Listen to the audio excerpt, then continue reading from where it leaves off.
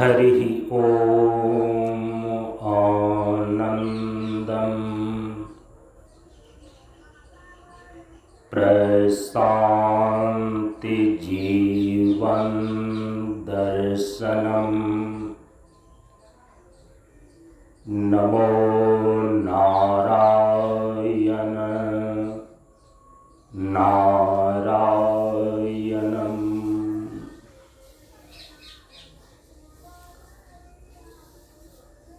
सनातन धर्म के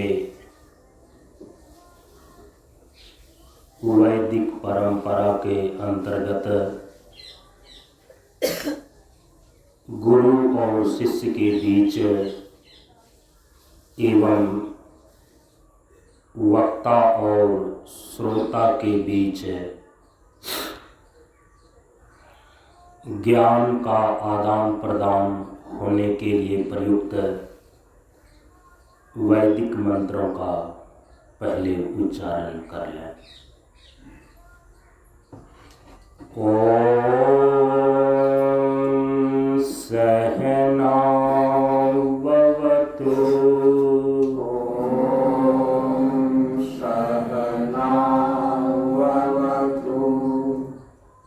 सहनौ भुनक्तु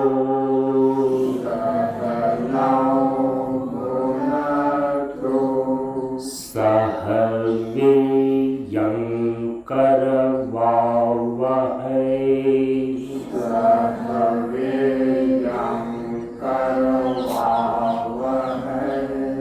तेजस्विनावधीतमस्तु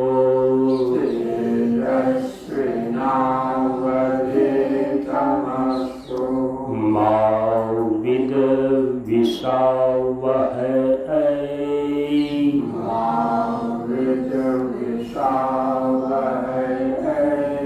ओम शांति शांति शांति।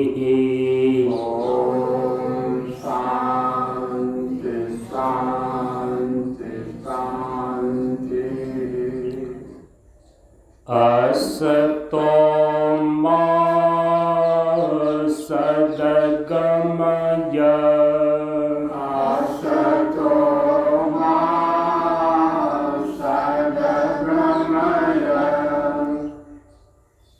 तमसो मा ज्योतिर्गमय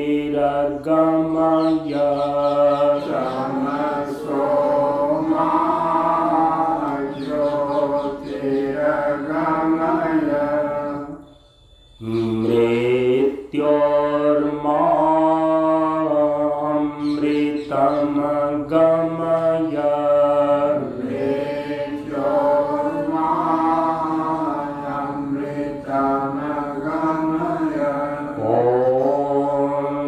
शांति शांति शांति।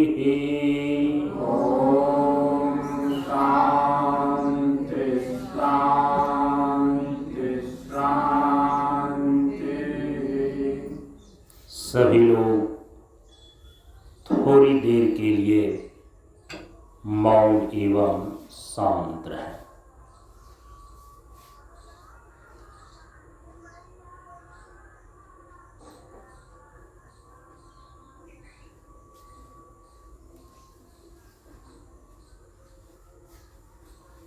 नमो नारायण।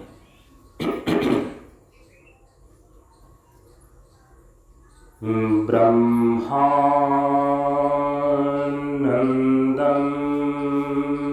परम सुखदं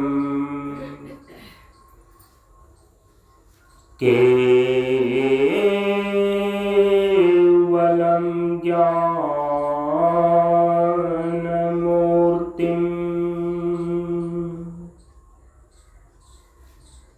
द्वन्द्वातीतं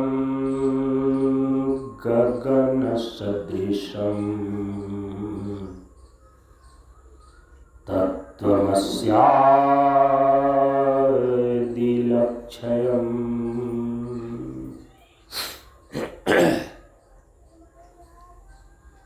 एकं नित्यं विमलमचलम्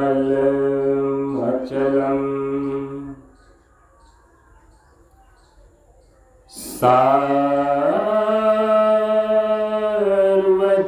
साक्षिभूतम्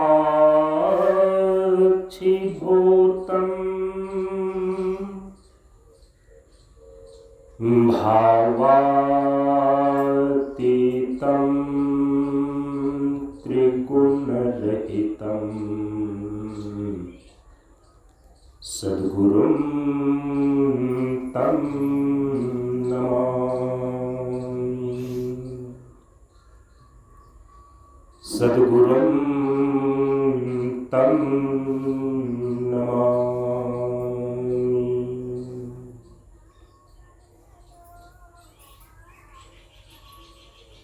श्री गुरु चरण स्पर्श अनुभूति।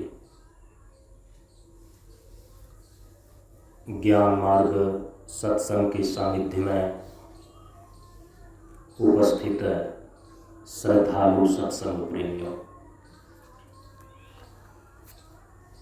ज्ञान बढ़े गुणवान के संगत,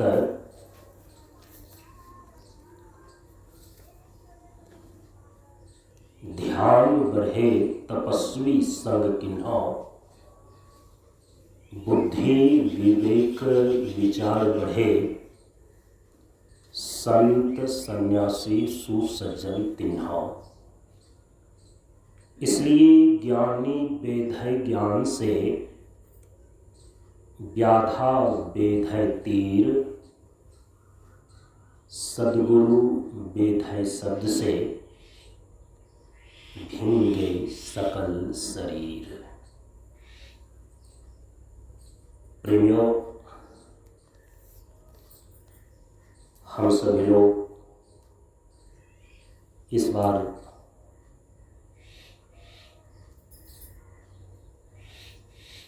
प्रशांत योगाश्रम 50वां मंच पर आयोजित शारदीय नवरात्र साधना अनुष्ठान के सत्संग सत्र में उपस्थित हैं।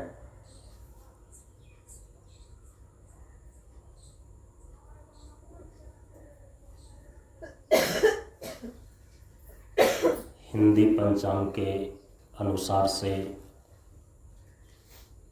नल संवत्सर और अंग्रेजी कैलेंडर के अनुसार से सन 2023 ईस्वी, यह वर्ष हम सभी प्रशांत परिवार के लोगों के लिए विशेष वर्ष के रूप में उपस्थित है। वह इसलिए कि हम सभी लोगों ने इस बार सन 2023 ईस्वी के श्री गंगा दशहरा के अवसर पर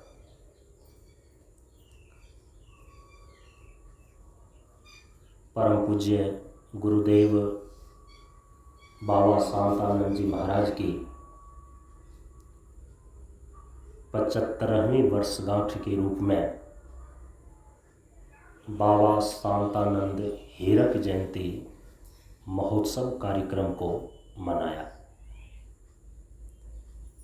इसलिए इस वर्ष को सन 2023 ईस्वी को बाबा शांतानंद हीरक जयंती वर्ष इस रूप में मना रहे हैं और इसको पुकार रहे हैं।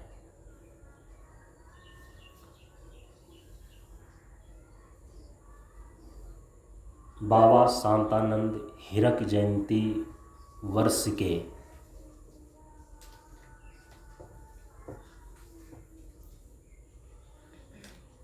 शारदीय नवरात्र साधना अनुष्ठान का जो सत्संग सत्र है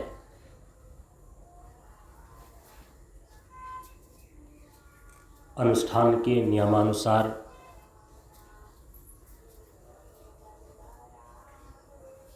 नवरात्र साधना अनुष्ठान के सत्संग सत्र में शक्ति तत्व पर विचार किया जाता है।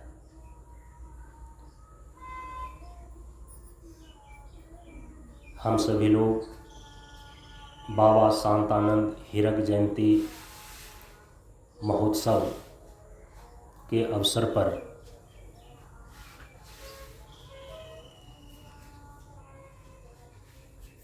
बयालीस दिनों के चक्र प्रधान साधनात्मक कार्यक्रम में सत्संग और प्रवचन के रूप में तत्व का विचार किया। यह पूरे वर्ष हीरक जयंती वर्ष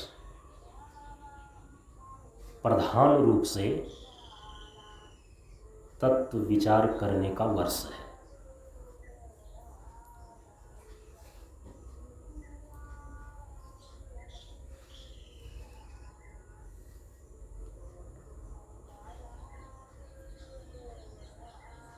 परम पूज्य गुरुदेव के जयंती के अवसर पर आयोजित 42 दिवसीय साधनात्मक कार्यक्रम और 14 दिनों के स्वाध्याय की कक्षा में कुल 56 दिनों तक प्रकृति के पांचों तत्वों पर विचार किया गया। प्रकृति के 5 तत्व हैं पृथ्वी, जल, अग्नि, वायु और आकाश। परम पूज्य गुरुदेव बाबा शांतानंद विचार दर्शन के अंतर्गत प्रकृति में पंच तत्वों की विशालता को दर्शाने के परिप्रेक्ष्य में प्रकृति के 5 तत्वों पर विधिवत विचार किया गया।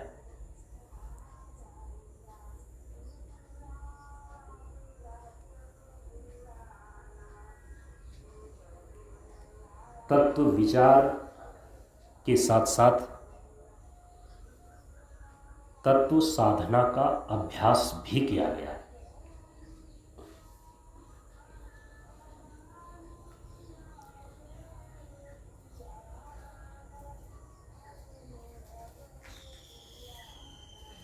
परम पूज्य गुरुदेव के विचार दर्शन के अनुसार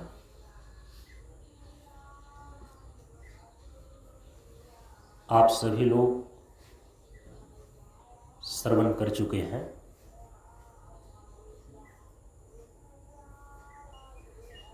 कि तत्व साधना का अभिप्राय है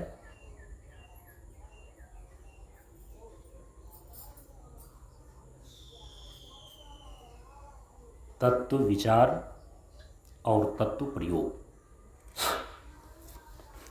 दोनों को मिला करके एक शब्द में तब बोलते हैं तत्व साधना।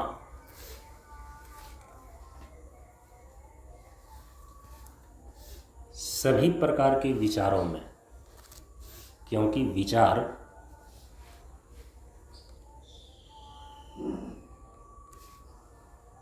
कई क्षेत्र के किए जाते हैं, विचार करने का क्षेत्र बहुत है,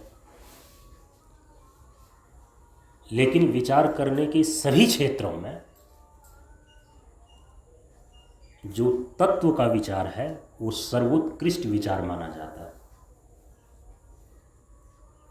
साधना भी कई प्रकार की जाती है,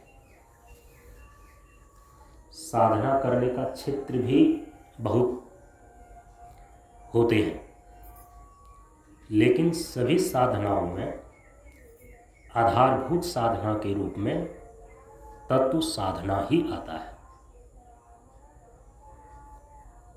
सभी विचारों में तत्व विचार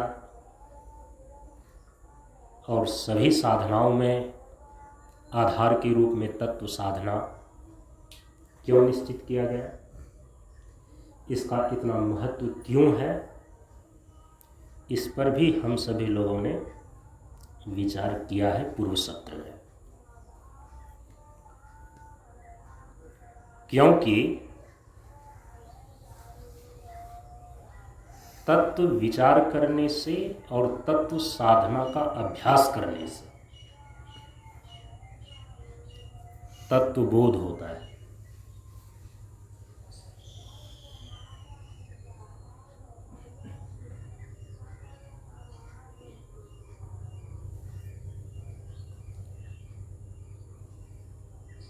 और यदि तत्व बोध हो जाए, इसकी फलश्रुति बताई गई है, सर्व ग्रंथि नाम विप्र मोक्ष। समझ रहे हैं इस चीज को? जिस किसी भी साधक को तत्व बोध हो जाता है, भगवान आदि शंकराचार्य जी कहते हैं, उपनिषद के प्रमाण को, श्रुति के प्रमाण को उद्धृत करते हुए वे कहते हैं कि तत्व बोध हो जाने पर सर्व ग्रंथि नाम विप्र मोक्ष, सभी प्रकार के बंधनों से वह मुक्त हो जाता है। और जब तक तत्व बोध नहीं होता है, तब तक यह जीव संसार के नाना प्रकार के बंधनों से बंधा हुआ असह्य दुख झेलता रहता है।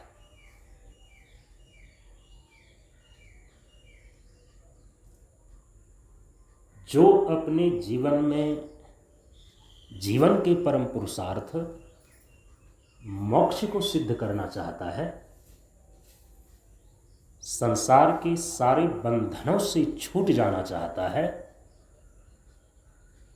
जीवन में दुखों की आत्यांतिक निवृत्ति करके परमानंद की समुपलब्धि प्राप्त करना चाहता है, जिसको मोक्ष की सिद्धि बोलते हैं, वह एक ही तरीके से होता है, तत्व ज्ञान से। वह एक ही तरीके से होता है, तत्व बोध से। न अन्य पंथा विद्यते या नाया, रोज वेद पाठ में हम लोग दोहराते हैं। हमारे उपनिषद के वैदिक ऋषियों की यह घोषणा है, नान्यः पंथा विद्यते अनाय, न अन्य पंथा अयनाय विद्यते। मोक्ष को सिद्ध करने का दूसरा कोई मार्ग है नहीं और भविष्य में हो नहीं सकता, सिवाय तत्व ज्ञान के मोक्ष नहीं होते। तत्व ज्ञान कहें, तत्व बोध कहें, एक बात है। इसीलिए उपनिषद में बार बार ये बातें वेदांत के विद्यार्थियों को बताया गया, रीति ज्ञानात् न मुक्ति, ज्ञानात् एव तु कैवल्यम। रीति ज्ञानात् न मुक्ति का अर्थ होता है बिना आत्मज्ञान की मुक्ति नहीं होती।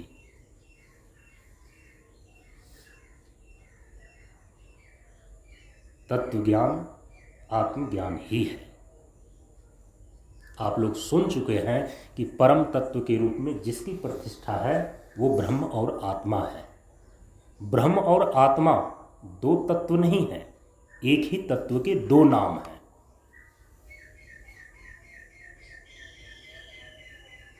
जो अंतिम सत्य है, जो परम तत्व है,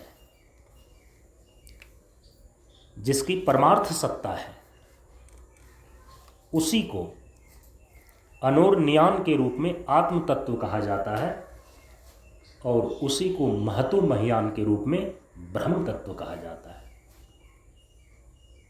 अयम आत्मा ब्रह्म। इसलिए उपनिषद घोषणा करता है कि सभी प्रकार के विकारों और बंधनों से रहित आत्मा ही ब्रह्म है। तो परम तत्व के रूप में जिसकी प्रतिष्ठा है वह तत्व तो ब्रह्म और आत्मा है। यही अंतिम सत्य है, परमार्थ सत्ता है। जब तक इसका ज्ञान नहीं हो जाता, तत्व का बोध नहीं हो जाता, तब तक रीते ज्ञानात न, बिना तत्व ज्ञान की मुक्ति नहीं होती।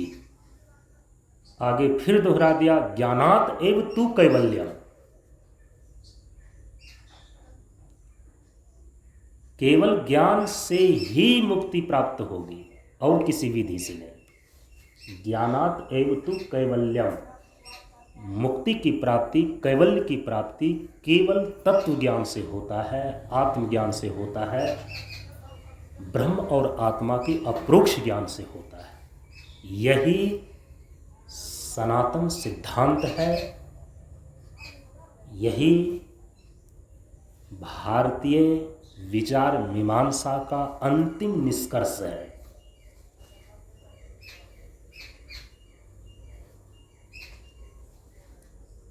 यही कारण है कि भगवान श्री राम ने लक्ष्मण को इस औपनिषदिक सिद्धांत को सामने रखा।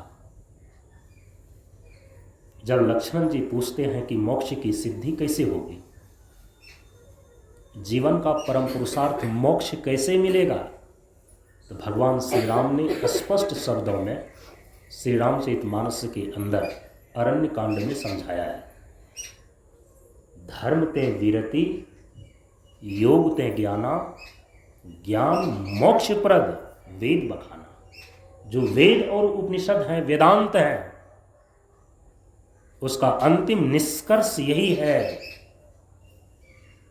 वेद और उपनिषद की प्रामाणिकता को प्रस्तुत करते हुए भगवान श्री राम लक्ष्मण जी से कह रहे हैं कि ज्ञान मोक्ष प्रद, वेद बखाना।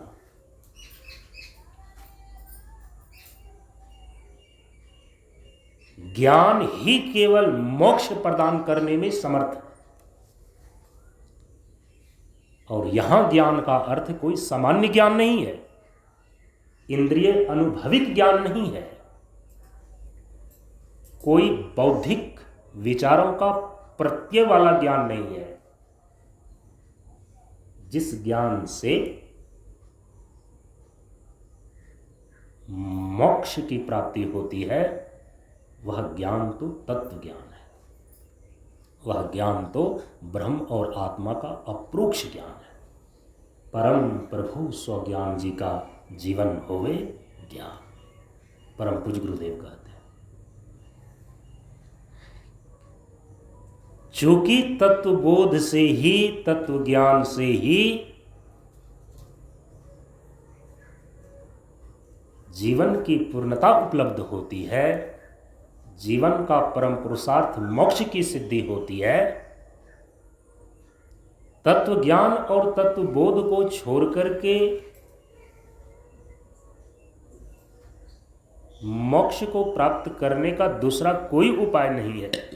इसीलिए इसका महत्व बढ़ जाता है कि वह तत्व ज्ञान कैसे होता है, तत्व बोध होता कैसे है।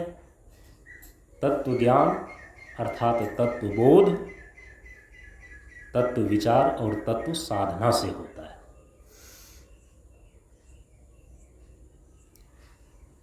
तत्व साधना से तत्व बोध होता है, तत्व बोध से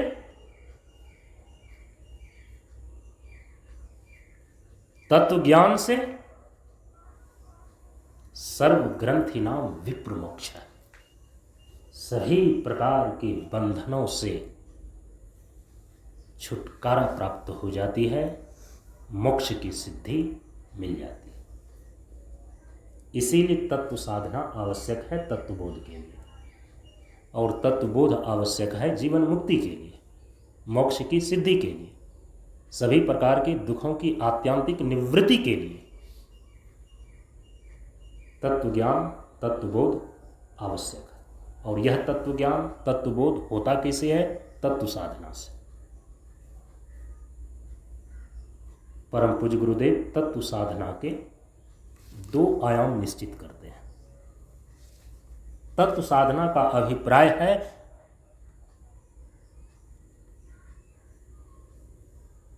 तत्व का चिंतन और तत्व का प्रयोग। चिंतन और प्रयोग मिलकर के तब तत्व साधना पूर्ण होता है।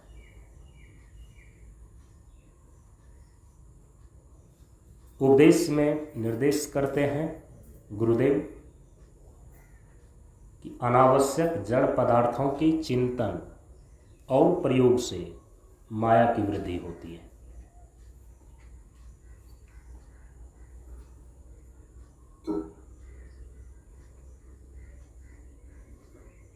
ये निषेध मुख से उपदेश है। इसको विधि मुख में, इस उपदेश को विधि मुख से यदि बोला जाए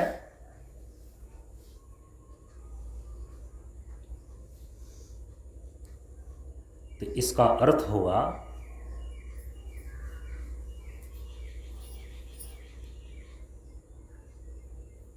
जो वास्तविक तत्व है अनावश्यक नहीं है, जो परमार्थ तत्व है अनावश्यक नहीं है, क्योंकि निषेध मुख में तो है अनावश्यक जड़ पदार्थों के चिंतन और प्रयोग। जो वास्तविक तत्व है उसके चिंतन और प्रयोग से निषेध मुख में कहा गया उस उपदेश में कि माया की वृद्धि होती है। जब अनावश्यक जड़ पदार्थों का चिंतन और प्रयोग होगा तो उसका परिणाम क्या आएगा? माया की वृद्धि। माया ही बढ़ेगी। और माया है क्या? किसको बोलते हैं माया? माया वह शक्ति है जो आपके स्वरूप को आवरणित करके अन्यथा प्रतीति कराती है। आवरण और विक्षेप नामक द्विविध शक्ति का नाम माया है। आपके वास्तविक स्वरूप को ढक देती है और एक अन्यथा चीज उत्पन्न कर देती है। आप उसके पीछे दौड़ते रहें, वास्तविकता को भूल जाएं, उसी को बोलते हैं माया। ये माया शक्ति ही बढ़ती चली जाती है कब? जब आप अनावश्यक जड़ पदार्थों का ही चिंतन और प्रयोग करते हैं। ये निषेध मुख से हो गया। इसी को विधि मुख से यदि बोलेंगे तो अनावश्यक जड़ पदार्थ नहीं बल्कि जो वास्तविक तत्व है, परमार्थ तत्व है, यदि उसका चिंतन और प्रयोग करता है कोई, तो परमार्थ तत्व का, वास्तविक तत्व का चिंतन और प्रयोग करने से माया की वृद्धि नहीं होती है बल्कि ब्रह्मात्म स्थिति होती है। क्योंकि परम तत्व के रूप में तो ब्रह्म और आत्मा की प्रतिष्ठा है। माया नहीं बढ़ेगी बल्कि माया का अपलाप होकर उस माया का जो अधिष्ठान है ब्रह्म और आत्मा, उसमें अवस्थिति हो जाएगी। कब? जब जो वास्तविक तत्व है, परमार्थ तत्व है, उसका चिंतन और प्रयोग करेंगे तब उसी में स्थिति हो जाएगी।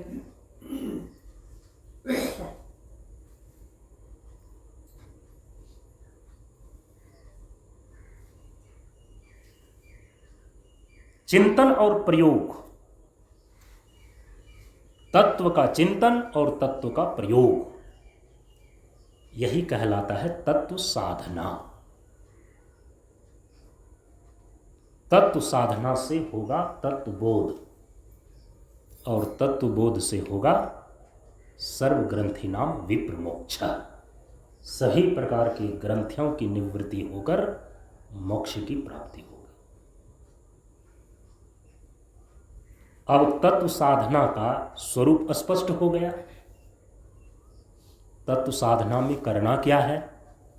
तत्व साधना में तत्व का चिंतन करना है और तत्व का प्रयोग करना है। इसी पर पूर्व सत्र में पूरी चर्चा हुई है।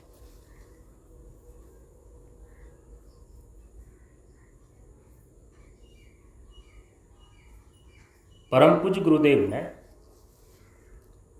तत्व चिंतन और तत्व प्रयोग करने की विधि बतलाई है, जिस पर हम लोग चर्चा कर आए हैं। कैसे करें तत्व चिंतन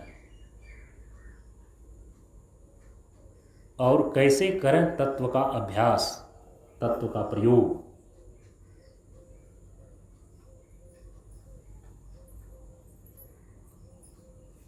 अब इस तत्व चिंतन और तत्व प्रयोग के लिए परम पूज्य गुरुदेव ने एक विशेष शब्द का प्रयोग किया है, इसके साथ जोड़ा है, उसको ध्यान में रखना आवश्यक है।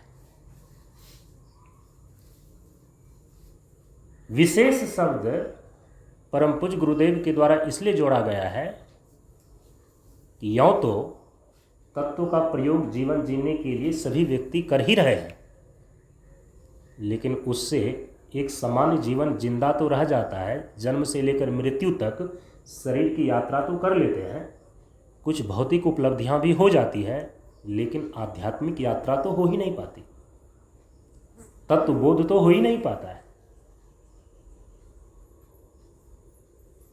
तत्व का प्रयोग सामान्य रूप से सामान्य लोग करते हैं,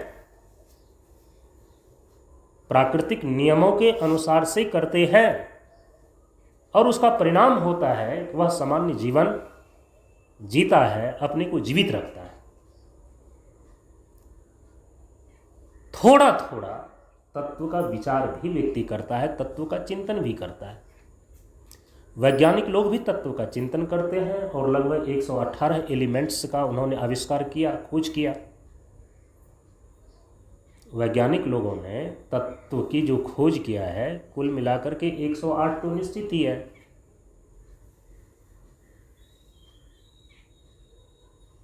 लेकिन उसका परिणाम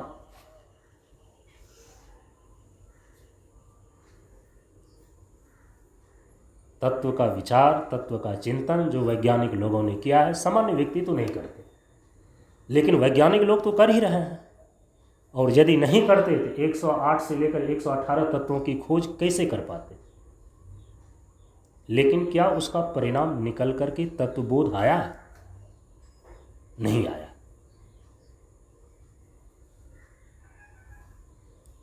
मानो कि सारे तत्वों का जो भौतिक प्रकृति है, उसकी जो भौतिक गतिविधियां हैं, वैज्ञानिक लोग केवल इसी का निश्चय कर पाए हैं, तत्व के वास्तविक स्वरूप तक नहीं पहुंच पाए। फिर तत्वबोध से, तत्व ज्ञान से जीवन का परम पुरुषार्थ मोक्ष की सिद्धि कैसे प्राप्त होगी? तो तत्व विचार कुछ न कुछ लोग करते रहते हैं, तत्व चिंतन तो चलते ही रहता है, वैज्ञानिक लोग भी करते हैं, तत्व का प्रयोग तो सामान्य व्यक्ति भी करते ही रहते हैं। क्या उसको तत्व साधना कहेंगे? और यदि तत्व साधना है तो फिर तत्व ज्ञान होना चाहिए, तत्वबोध होना चाहिए। और यदि तत्व ज्ञान और तत्वबोध हो गया है तो उसका परिणाम सर्वग्रंथिनाम विप्रमोक्षः ये आना चाहिए। यदि यह नहीं देखा जाता है फलश्रुति, तो सीधा अर्थ होता है कि यदि मोक्ष की सिद्धि, दुखों की निवृत्ति नहीं हो पाई है, तो इसका मतलब है कि तत्व ज्ञान नहीं हुआ है। तत्व ज्ञान नहीं हुआ है तो इसका मतलब है ठीक ढंग से तत्व साधना नहीं सधा है। और यदि तत्व साधना ठीक ढंग से नहीं सधा है तो आप कह सकते हैं कि न तो ठीक ढंग से तत्व चिंतन हुआ, न तो ठीक ढंग से तत्व प्रयोग हुआ। इसलिए परम पूज्य गुरुदेव अब कहते हैं, उसमें जो एक विशेष शब्द जोड़ते हैं उस पर ध्यान देना चाहिए। तत्व का प्रयोग तो हो, लेकिन वह प्रयोग समुचित होना चाहिए, समुचित प्रयोग। उपदेश में यही निर्देश दिया गया है ना, पंच तत्वों का समुचित प्रयोग, केवल प्रयोग नहीं बल्कि समुचित प्रयोग। यह समुचित एक विशेष शब्द है, एक विशेष स्थिति को इंगित करता है। तत्व का प्रयोग हो, लेकिन कैसा? तो समुचित। फिर तत्व का चिंतन हो। अब इसके लिए शब्द दे रहे हैं कि तत्व का चिंतन हो तो कैसा हो? बोलते हैं सम्यक। यदि तत्व का सम्यक चिंतन हो और तत्व का समुचित प्रयोग हो तो इस प्रकार की तत्व साधना अवश्य तत्वबोध करा देता है। इस प्रकार की तत्व साधना अवश्य तत्व ज्ञान प्रदान करता है। तत्व का चिंतन हो तो सम्यक रूप से, तत्व का प्रयोग हो तो समुचित रूप से। अब तत्व साधना का स्वरूप किस प्रकार से निश्चित हो जाता है? तत्व साधना का अर्थ है तत्व का सम्यक चिंतन करना और तत्व का समुचित प्रयोग करना। इसको बोलते हैं तत्व साधना। तत्व का सम्यक चिंतन करने की 3 पद्धति परम पूज्य गुरुदेव ने निश्चित की है। तत्व चिंतन करने की 3 पद्धति, और वो 3 पद्धति क्या है? क्या, क्यों और कैसे का, इन 3 प्रश्नों का अंकुश लगा करके उस तत्व की सत्ता, महत्ता और उपयोगिता पर विचार करना, ये कहलाता है सम्यक तत्व चिंतन। सम्यक तत्व चिंतन करने का 3 तरीका है, 3 पद्धति है। क्या, क्यों और कैसे, इन 3 प्रश्नों का अंकुश लगा करके तत्व की सत्ता क्या है, तत्व की महत्ता क्या है और तत्व की उपयोगिता क्या है, जब इस पर विचार करते हैं तो इसको बोलते हैं सम्यक तत्व चिंतन। तत्व का सम्यक चिंतन करना। ठीक उसी प्रकार से तत्व का जो समुचित प्रयोग की प्रक्रिया है उसकी भी परम पूज्य गुरुदेव ने 3 विधि निश्चित की है। तत्व प्रयोग करने की 3 विधि है।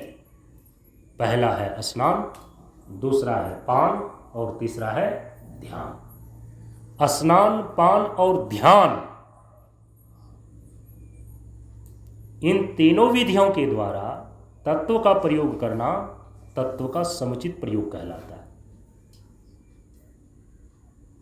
इस प्रकार से तत्व का सम्यक चिंतन और तत्व का समुचित प्रयोग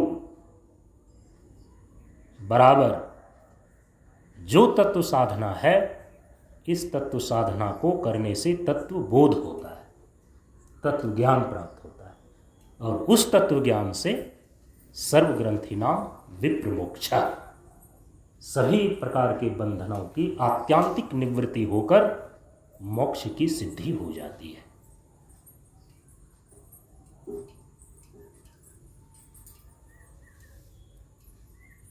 अब जो तत्व है,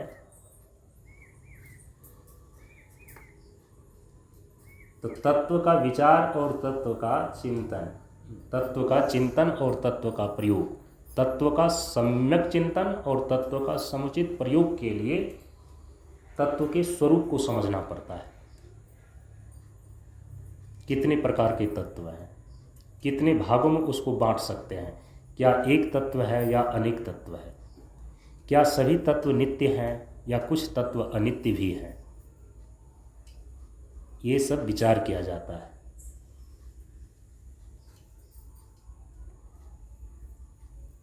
परम पूज्य गुरुदेव 2 उपदेश के द्वारा तत्व विचार और तत्व प्रयोग, विचार माने चिंतन, तत्व चिंतन और तत्व प्रयोग, जो तत्व साधना का स्वरूप है, इसको लेकर के 2 उपदेश निर्धारित करते हैं, दो उपदेशों के द्वारा इस तथ्य को प्रकट करते हैं। पहला उपदेश है इस विषय में पंच तत्वों का समुचित प्रयोग और सभी इंद्रियों का संतुलित उपभोग स्वास्थ्य और शांति प्रदान करता है। इस संदर्भ में दूसरा उपदेश है चौथे खंड के अंदर कि प्रकृति में पंच तत्वों की विशालता को दर्शाना ही ब्रह्म दर्शन है। परम पूज्य गुरुदेव के विचार दर्शन के अंतर्गत इसी दो उपदेश के आधार पर पूर्व सत्र में गंगा दशहरा के अवसर पर हम सभी लोगों ने प्रकृति के पांचों तत्वों का सम्यक चिंतन किया और पांचों तत्वों का समुचित प्रयोग के अभ्यास को भी समझने का प्रयास किया। यहां मुख्य रूप से आप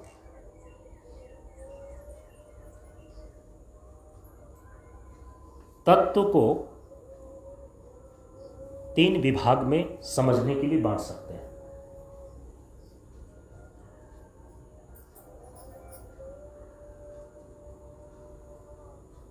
रामचरितमानस में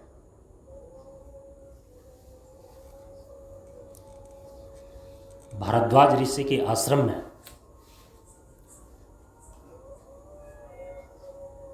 जब याज्ञवल्क्य ऋषि पहुंचते हैं कुंभ मेला के शुभ अवसर पर, भारद्वाज ऋषि ने प्रश्न किया है याज्ञवल्क्य ऋषि से। वहां याज्ञवल्क्य नहीं जागबलिक लिखा हुआ है रामचरितमानस में। क्या पूछ रहे हैं भारद्वाज मुनि याज्ञवल्क्य ऋषि से? ब्रह्म निरूपण धर्म विधि करहूं तत्व विभाग। देखिए, मतलब इसको बोलते हैं विचार का विषय, इसको बोलते हैं जिज्ञासा। ब्रह्म निरूपण धर्म विधि करहूं तत्व विभाग। हे ऋषिवर, हे ऋषिवर, धर्म का स्वरूप क्या है? चूंकि धर्म विधि निषेधात्मक होती है, आप उसको समझा करके बताएं। जो ब्रह्म तत्व है वो क्या है, इसको समझाएं और फिर करहूं तत्व विभाग। तत्व को कितने भागों में समझा जा सकता है, कृपा करके बतलाएं। ब्रह्म निरूपण धर्म विधि करहूं तत्व विभाग।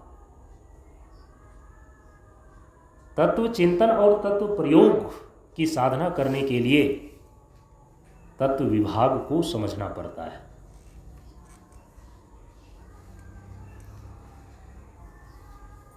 परम पूज्य गुरुदेव के उपदेश पर ध्यान दीजिए और फिर आज अपनी वाणी को हम विराम देंगे। आगे की चर्चा कल के सत्संग में करेंगे। परम पूज्य गुरुदेव उपदेश में ही तत्व के विभाग को दर्शा दिए। क्या कहते हैं?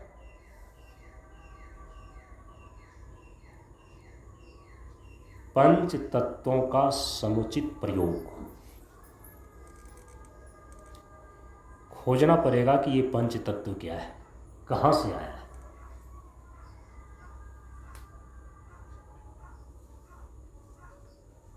ये उपदेश है कहां पर, किस खंड में है? पंच तत्वों का समुचित प्रयोग और सभी इंद्रियों का संतुलित उपभोग स्वास्थ्य और शांति प्रदान करता है। 6 खंडों में किस खंड के अंदर ये उपदेश है?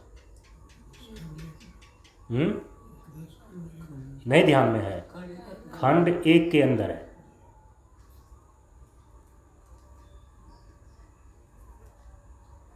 खंड 1 के अंदर पहला उपदेश है प्रकृति परिवर्तनशील है और चेतन गतिशील।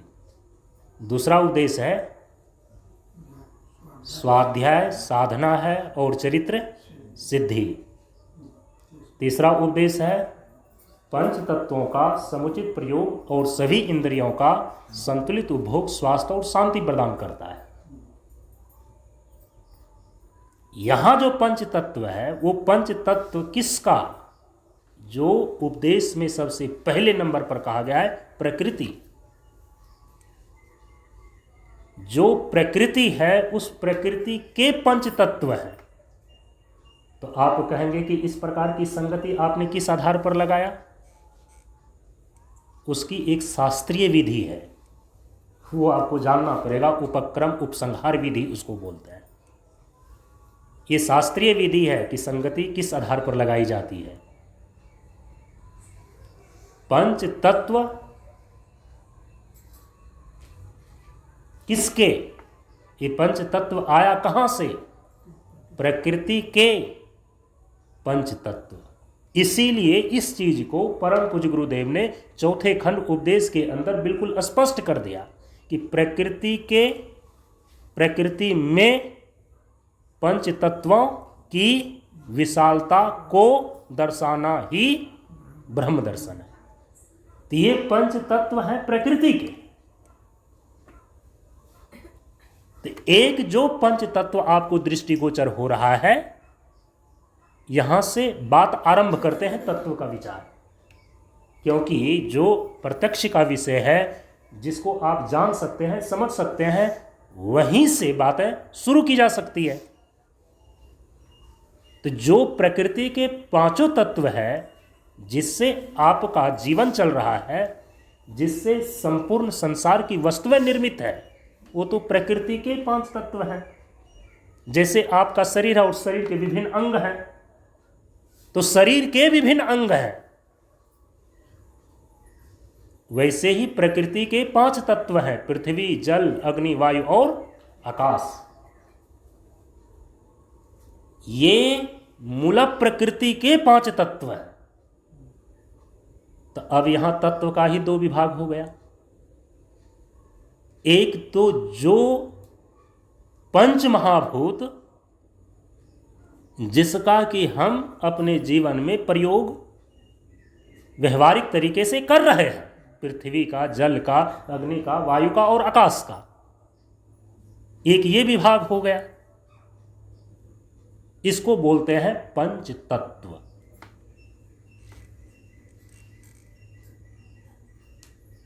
जो दृष्टिगोचर है। लेकिन ये पांचों तत्व हैं किसके? मूल प्रकृति के। जो मूल प्रकृति है वो दृष्टिगोचर नहीं होती।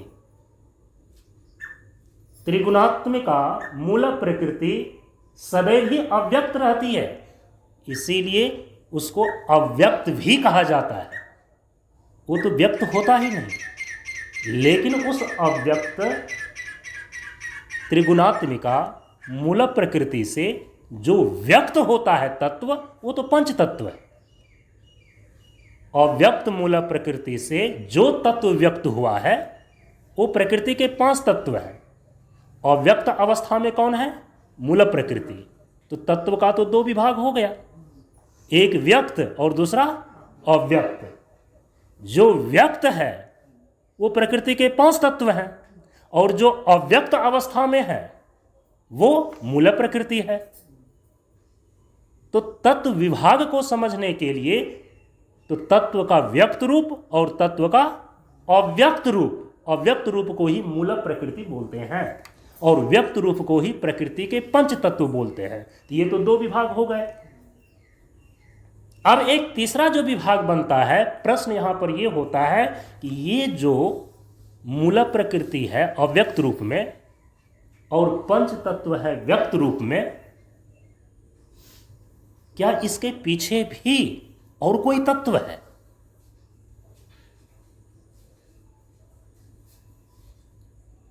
अच्छा, अब यहां होगा कि भाई ये प्रश्न आप करते क्यों हो, ये प्रश्न उठा क्यों, इसके पीछे की चीजों को आप खोज क्यों रहे हो? अरे एक व्यक्त हो गया और दूसरा अव्यक्त हो गया, बात समाप्त हो गई। बोले कि बात समाप्त नहीं हुई, जिज्ञासा इसलिए उठी क्योंकि प्रकृति का लक्षण किया गया है। चाहे मूल प्रकृति हो अव्यक्त रूप में, और चाहे उसका व्यक्त रूप हो पंच तत्व के रूप में। परम पूज्य गुरुदेव क्या कहते हैं सबसे पहले ही उपदेश में, प्रकृति परिवर्तनशील है। तो मूल प्रकृति भी नित्य परिणामी है, उसमें परिवर्तन हो रहा है। और जो पांचों तत्व व्यक्त रूप में है वो तो परिवर्तनशील है ही है। तो प्रश्न यहां पर यह उठा, जिज्ञासा का यह विषय बना, क्या कोई अपरिवर्तनशील तत्व भी है, या सब में परिवर्तन होते ही रहता है, या कोई स्थिर तत्व भी है? इसकी जिज्ञासा की गई, इसकी खोज की गई। अब परम पूज्य गुरुदेव आकर के कहते हैं कि यह जो परिवर्तनशील प्रकृति है, जो कि दो अवस्थाओं में पाई जाती है, एक अव्यक्त रूप में मूल प्रकृति और दूसरा व्यक्त रूप में प्रकृति के 5 तत्व। लेकिन इन दोनों के पीछे तत्व की एक स्थिर सत्ता है, इन दोनों के पीछे तत्व का एक अपरिवर्तनशील स्थिति है। जिस अपरिवर्तन अपरिणामी नित्य कूटस्थ तत्व पर ये संपूर्ण अव्यक्त और व्यक्त प्रकृति एक नर्तकी की भांति नर्तन करती रहती है, वो अपरिवर्तनशील सत्ता, वो नित्य कूटस्थ सत्ता कौन सा है? परम पूज्य गुरुदेव कहते हैं वो नित्य कूटस्थ अपरिवर्तनशील सत्ता ब्रह्म है। और उसी ब्रह्म अधिष्ठान पर, चेतन ब्रह्म अधिष्ठान पर ये संपूर्ण जड़ात्मक त्रिगुणात्मक मूल प्रकृति सहित व्यक्त प्रकृति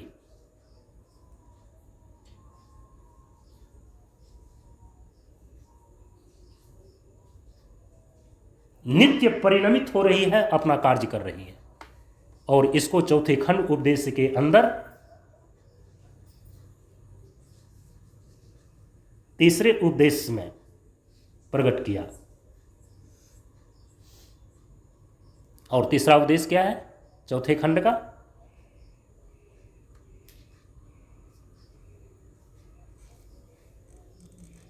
अब जोड़ेंगे,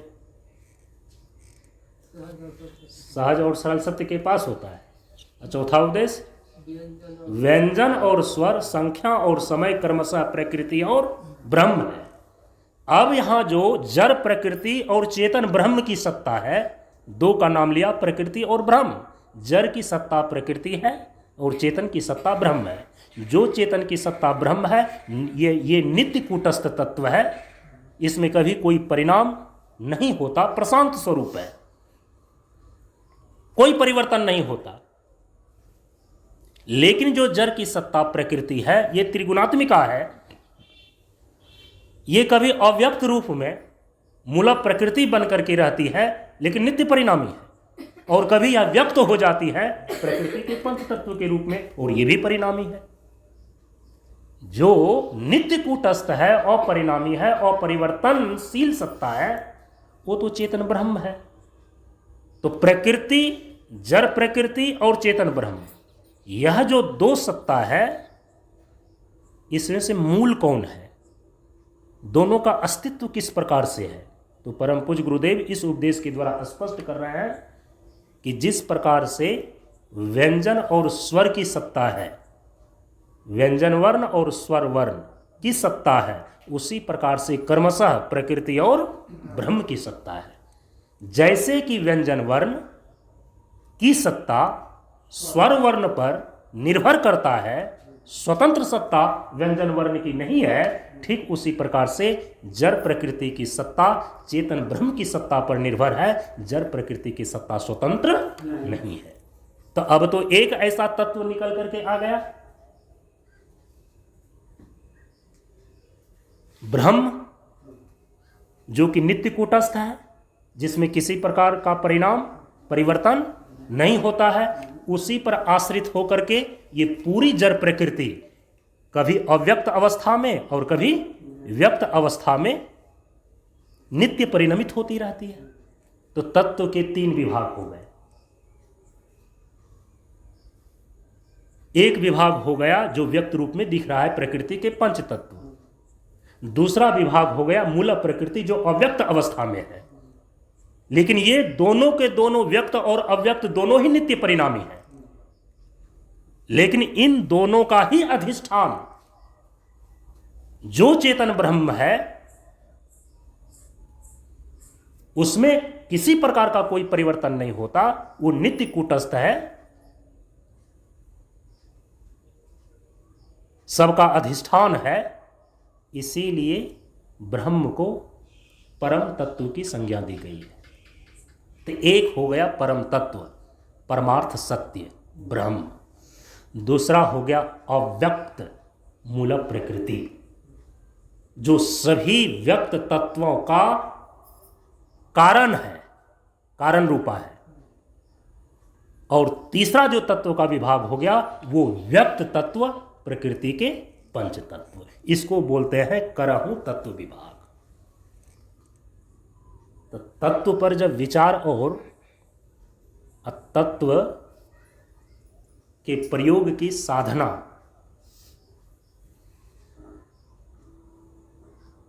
आरंभ होगा तो कहां से होगा? पहले जो व्यक्त है, फिर इसके बाद जो अव्यक्त है, और सबसे अंतिम में जो व्यक्त और अव्यक्त दोनों का अधिष्ठान है ब्रह्म। तो हम लोगों ने चर्चा कहां तक कर लिया है? प्रकृति के पंच तत्वों का सम्यक चिंतन, इसकी सत्ता, महत्ता और उपयोगिता पर विचार करने के साथ साथ पांचों तत्वों का स्नान, पान और ध्यान, अर्थात पांचों तत्वों का समुचित प्रयोग की साधना, इसका अभ्यास कैसे किया जाता है, इस पर हम लोगों ने विचार कर लिया है। अब आगे विचार का जो क्रम बनता है किस विषय में? इन पांचों तत्वों का जो मूल है मूल प्रकृति जो अव्यक्त दशा में रहती है। हम सभी लोग इस बार के इस शारदीय नवरात्र साधना अनुष्ठान के सत्संग सत्र में जितने दिन बच रहे हैं मूल प्रकृति पर विचार करेंगे। और आप लोग इस बात को ध्यान में ले लीजिए कि भारत का जो सर्वोच्च दर्शन है, जिसको वेदांत दर्शन बोलते हैं, उस वेदांत दर्शन में इसी मूल प्रकृति को ही आदि शक्ति माना गया है। क्या माना गया है? यह जो मूल प्रकृति है, तीनों गुणों की साम्यावस्था धारने वाली, अव्यक्त अवस्था वाली, यही मूल प्रकृति ही आदि शक्ति कही जाती है। दुर्गा सप्तशती के अंदर इसका उल्लेख आता है, प्राधानिकम रहस्यम के अंदर इसका पूरा वर्णन कल करेंगे। चौथे श्लोक में कहा गया है कि सर्वस्य आद्या महालक्ष्मी त्रिगुणा परमेश्वरी लक्ष्य अलक्ष्य स्वरूपा सा व्याप्य कृत्स्नम व्यवस्थिता। लक्ष्य अलक्ष्य स्वरूपा, लक्ष्य माने व्यक्त, अलक्ष्य माने अव्यक्त स्वरूपा। जो मूल प्रकृति है उसी को, जो लक्ष्य और अलक्ष्य स्वरूपा, व्यक्त और अव्यक्त स्वरूपा त्रिगुणात्मिका मूल प्रकृति है, उसी को आद्या मतलब आदि शक्ति बोलते हैं, उसी को परमेश्वरी ही बोलते हैं। तो सनातन धर्म के सबसे अंतिम दर्शन में, वेदांत दर्शन में, ये जो त्रिगुणात्मिका मूल प्रकृति है यही पराशक्ति है, यही आदि शक्ति है। तो शक्ति तत्व को लेकर के मूल प्रकृति पर हम लोग विचार करेंगे। आज अपनी वाणी को यहीं पर विराम देते हैं। ओम पूर्णमदः पूर्णमिदं पूर्णात् पूर्णमुदच्यते पूर्णस्य पूर्णमादाय पूर्णमेवावशिष्यते। ओम शांति शांति शांति। हरि ओम। श्री गुरुभ्यो नमः। हरि ओम।